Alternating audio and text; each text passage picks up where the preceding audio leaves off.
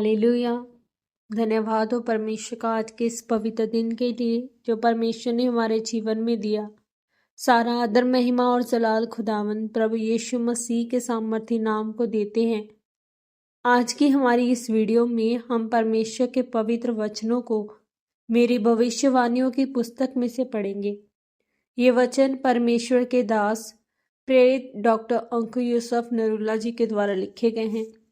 पवित्र बाइबल के गहरे भेदों को इन वचनों में बताया गया है और जो हमें सिखाते हैं कि हमें मसीही जिंदगी में कैसे चलना है, कैसे आगे बढ़ना है, कैसे परमेश्वर से आशीषों को, छुटकारे को ग्रहण करना है। हमारा विश्वास है कि आप सेम नहीं रहेंगे। आज का पवित्र वचन, खुदा के दास के दर्शन में सहभागी बने।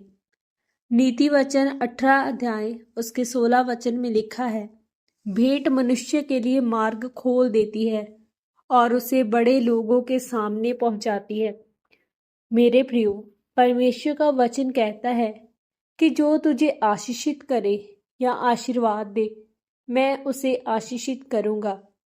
जब परमेश्वर ने अब्राहम से कहा था, जो तुझे आशीर्वाद दे, जो तेरे लिए भले काम सोचे, जो तेरी सहायता करे, जो तेरे रास्ते को साफ करे, जो तेरे साथ मिलकर काम करे, जो तेरे लिए मददगार ठहरे, मैं उसे आशीषित करूंगा।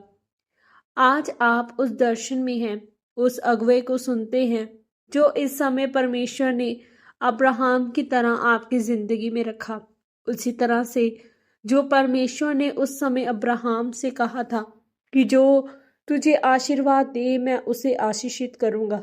इसी तरह से जितने भी जन प्रभु के अभिषिक्त जन के साथ खड़े रहेंगे, परमेश्वर ने कहता है कि उसी तरह से मैं तुम्हें भी आशीषित करूंगा।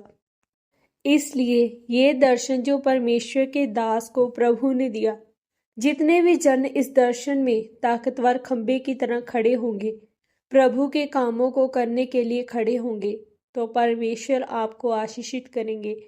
परमेश्वर का वचन कहता है कि जब भी किसी घर में जाओ तो आशीष दो, आशीर्वाद दो, और यदि वे आशीर्वाद आशीषों को लेने के योग्य होंगे तो वह आशीर्वाद और आशीषें उन घरों पर ठहर जाएगी, नहीं तो वापस लौट आएगी।